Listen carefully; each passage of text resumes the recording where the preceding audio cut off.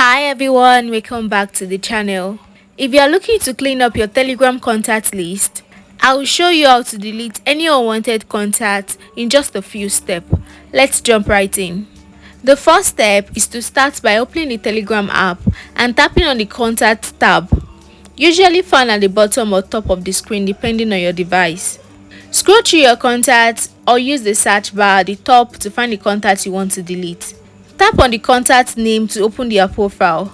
Once in their profile, look for the three dot menu in the top right corner and tap on it.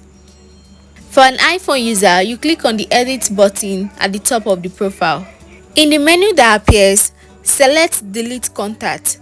Telegram will ask you to confirm, so go ahead and confirm your choice. This action will only remove them from your Telegram contact. It won't affect your phone main contact list. And there you go guys, the contact is now deleted from your Telegram list. Easy and organized.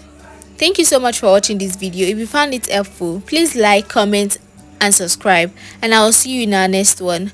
Bye bye.